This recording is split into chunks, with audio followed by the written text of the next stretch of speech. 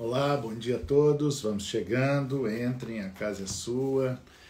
Vamos agora, hoje, nessa nossa live diária, falar sobre a igualdade e diferença entre mulheres e homens, aproveitando o Dia Internacional da Mulher. Obrigado pela participação de todos, a Pati, Cláudia, Rodrigo, que está entrando, Marcelo Birg, prazer, Marcelo, vê-lo aqui. Vamos falar hoje sobre esse tema que muita gente acha que está desgastado, né? que não pode, que nem precisa falar disso. E a primeira pergunta é: será que é necessário, será que é importante ter um Dia da Mulher, né? E esse Dia da Mulher não é para comemorar a mulher, tal como algumas pessoas deturpam esse dia. Isso significa, o dia de hoje significa uma luta ainda necessária para as mulheres. Mas o que é que tem a ver com direito de família, né? Como eu disse, nós precisamos pensar como é que essa ideia da igualdade entre homens e mulheres, como isso é possível? Ou será que isso é possível? Como é que nós vamos tentar fechar esta equação da igualdade entre homens e mulheres?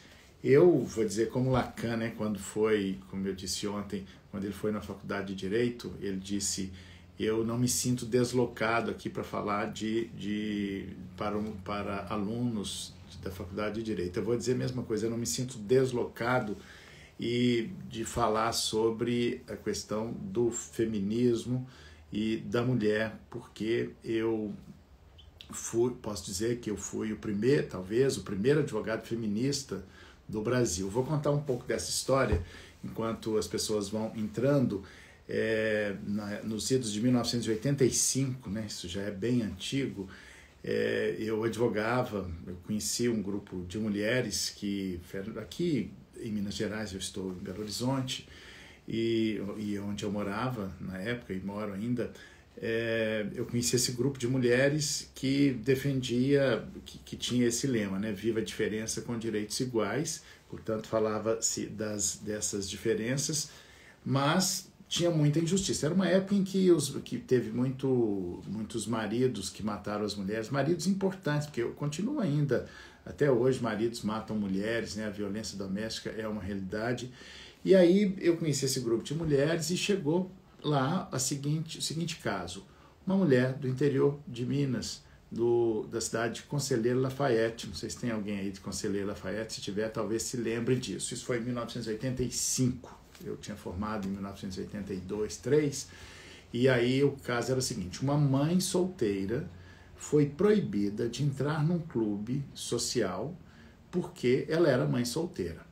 Enquanto isso, o pai, que era solteiro, né, o pai dessa criança, da mãe solteira, ele podia entrar normalmente no clube. Eu me deparei, acho que foi a primeira tese que eu inventei, assim, né, e que isso me deu força para continuar inventando essas teses, e é isso que eu gostaria muito de passar para vocês.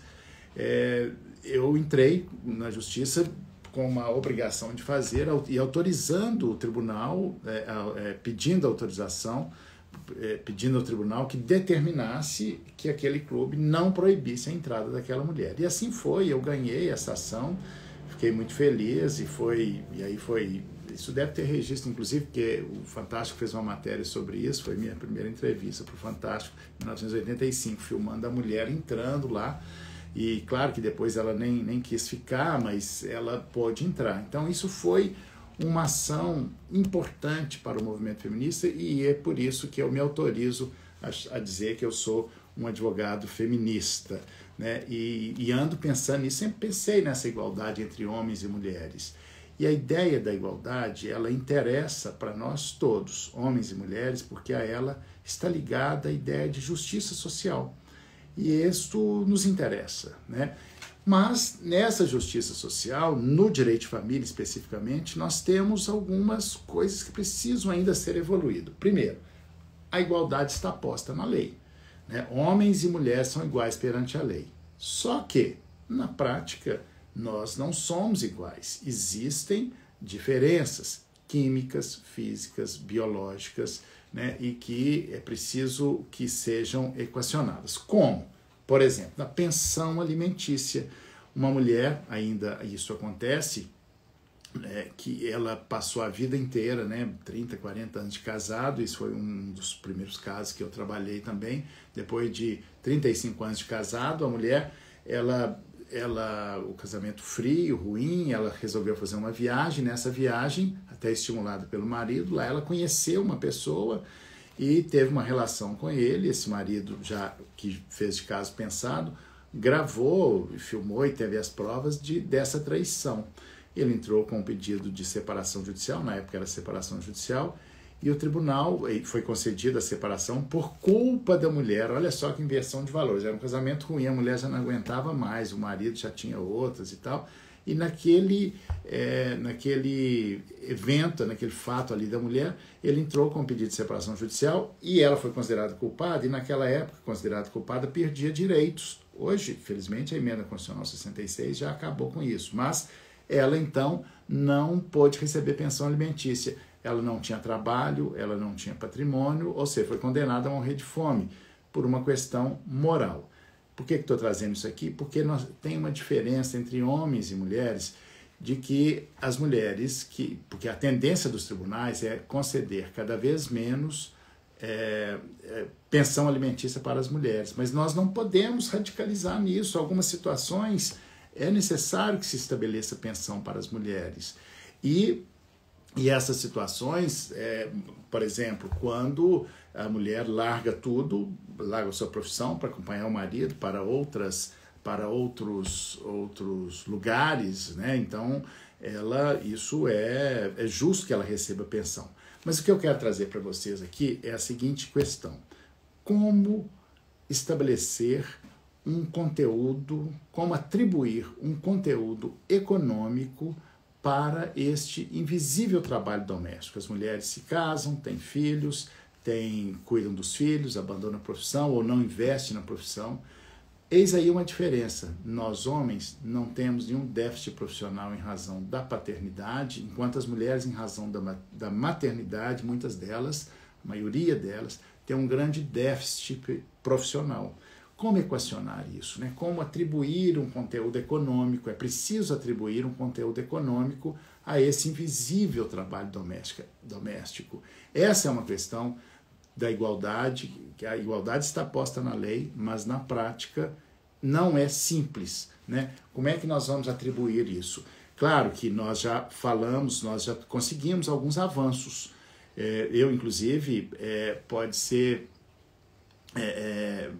tenho orgulho de dizer isso, em 2004 consegui a primeira determinação, primeira sentença judicial de uma pensão compensatória. A pensão compensatória é uma ação afirmativa para que se estabeleça essa igualdade, né? Então, essas diferenças entre homens e mulheres, que são diferenças químicas, físicas, biológicas, elas têm que ser equacionadas pela lei. Não é tão simples assim. Homens e mulheres somos diferentes. E como lidar com isso? Então, a pensão compensatória, que eu pretendo falar mais sobre isso numa data específica, porque aí tem algumas questões técnicas que precisamos aprender aqui hoje, apenas como uma menção a essa questão da igualização entre homens e mulheres, né? E aí, uma outra questão que nós podemos equalizar, e vocês devem passar muito por isso também, é quando as mulheres vão se casar pelo regime da separação de bens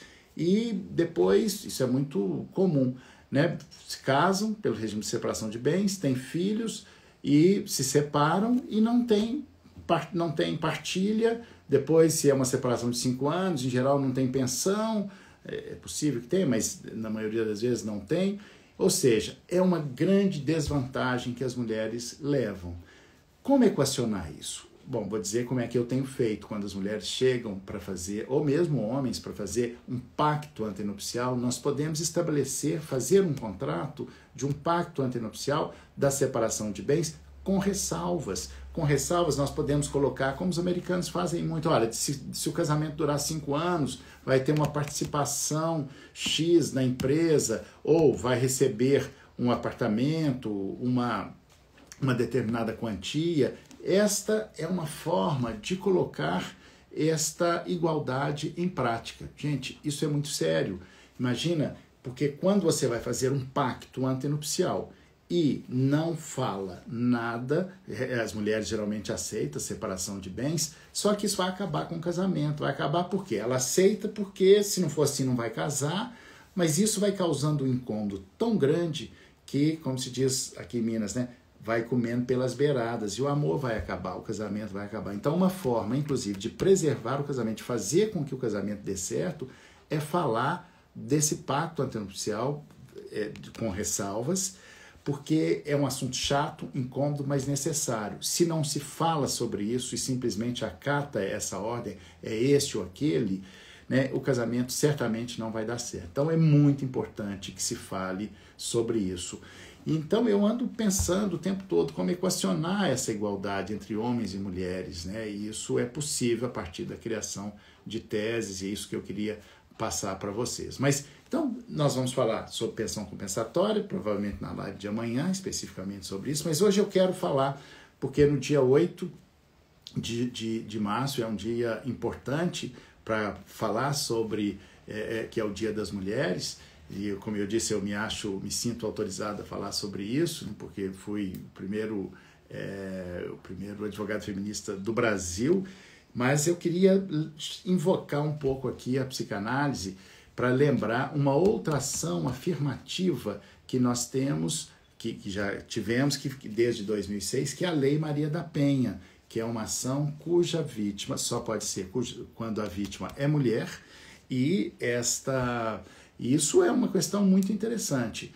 E aí vamos invocar a psicanálise para dizer o seguinte: o Freud dizia que as relações mais complexas e intricadas são as relações familiares, e é exatamente por isso que daí eclodem os maiores conflitos. Mas esses conflitos, eles não são só as mulheres que recebem isso. Claro que homens também recebem, ou seja, o potencial de agressividade ele está presente no homem e na mulher. Mas o curioso é que 90% da violência doméstica é por parte das mulheres, ou seja, que a vítima é a mulher. Por isso, a necessidade da Lei Maria da Penha. Claro que essa história da violência tem desenvolvido bastante, que hoje não é só física, é psicológica e tem sido desenvolvido também essa história dessa relação abusiva, né? Então isso está se desenvolvendo e acho muito interessante. Mas essas relações que são temperadas da violência doméstica pelo amor e ódio, essa polaridade amor e ódio, né? E porque é exatamente na intimidade do casal que essas coisas acontecem, né? Mas a violência doméstica, geralmente ela nasce pelo sujeito, o agressor, não suportar a sua rejeição e o seu desamparo, ou seja, uma paulada no narcisismo. Depois nós vamos falar mais sobre narcisismo. Então, o narcisismo, que é esse conteúdo narcísico que cada um tem, mas quando nós somos rejeitados, né, nós podemos reagir de forma agressiva. E essa agressividade que as mulheres têm também. Só que o comportamento masculino e feminino são diferentes, né? O Freud dizia que tem um abismo entre o mundo masculino e feminino, e é isso que nós precisamos entender para equacionar no direito de família esse princípio da igualdade entre homens e mulheres, né? Isso é muito importante. Então, a Lei Maria da Penha, ela é também, assim como eu disse, a pensão compensatória, fazer esses pactos antenupciais diferenciados, constituem uma ação afirmativa em direção à igualdade entre homens e mulheres. E essa igualdade está posta na lei, mas ela ainda não está equacionada. O próprio paradigma da igualdade, né, se o próprio paradigma da igualdade é o homem, quer dizer, a mulher vai ser igual a quem? Ao homem. Isso por si só já é uma contradição, né? Tanto é que o Freud dizia, tinha uma frase assim: a mulher não existe, né, que era, na verdade, o Lacan, que era um aforismo dele que até hoje provoca muitas inquietações, porque não existe como discurso, um discurso próprio feminino. O discurso da mulher é um discurso masculino. Até porque o mundo é masculino. Se vocês forem pensar, os prédios, as pontes, né, tudo que foi construído pelos homens. Isso dentro de um sistema patriarcal, isso é importante entender isso e entender esse novo lugar da mulher. E isso repercute no direito de família, por exemplo, na guarda compartilhada. Quando nós estamos falando de guarda compartilhada, falei isso na live de ontem, né? Em que, no contexto do patriarcalismo, a grande dificuldade da implementação da guarda compartilhada é exatamente por causa do machismo e de uma compreensão patriarcal de que quem sabe criar filhos são as mulheres. Né? O que as mulheres deveriam saber e reivindicar é que a guarda fosse mesmo compartilhada para dividir essas tarefas domésticas com os homens. Isso é muito importante. Só assim nós teremos algumas evoluções. Bem, gente, nós já estamos aqui ultrapassando o nosso tempo, né? Eu gostaria e poderia ficar falando sobre isso dias, horas sobre isso, mas eu quero finalizar indicando alguns filmes que eu coloco aqui. Eu tenho um capítulo nesse meu livro aqui, Direito das Famílias, que é o capítulo 17, onde eu indico 12 filmes, né? O último deles, talvez muitos de vocês já tenham visto, que está muito aí falado, que é aquele Maid, né? M-A-I-D, que é uma série de 2021 que fala dessa violência bem moderna, uma violência doméstica. Mas tem muitos outros filmes. Tem uma série brasileira que chama Bom Dia, Verônica, que retrata isso muito bem. Tem um filme de 1991, interessantíssimo, que chama Dormindo com o Inimigo. Enfim, são vários, né? Além da Traição, Alice Não Mora Mais Aqui. Enfim, são vários. Eu tenho aqui nesse capítulo, né, a lista desses 12 filmes. Depois, quem não tem o livro pode ver, ou então pode também adquirir o livro, claro.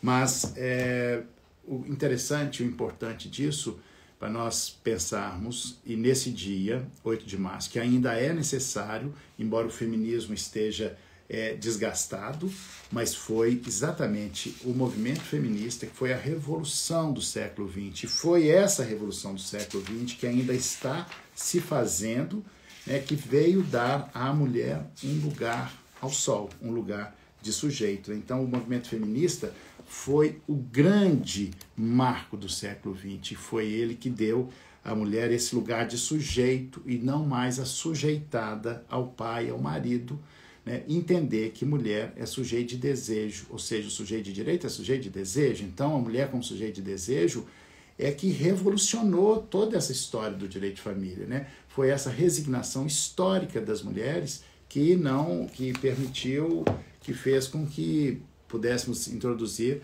o princípio da indissolubilidade do casamento. Bem, mas é isso aí, hoje é dia de comemorar, temos coisas para comemorar, mas temos muitas coisas que precisam ser avançadas. Obrigado pela presença de todos, e hoje à noite tem uma aula que eu vou dar na faculdade, na Universidade Federal do Amazonas, vai ser transmitido pelo YouTube, o Direito de Família no século XXI. Até mais tarde para quem for, ou até amanhã para quem na nossa live diária. Obrigado pela presença de todos. Um abraço.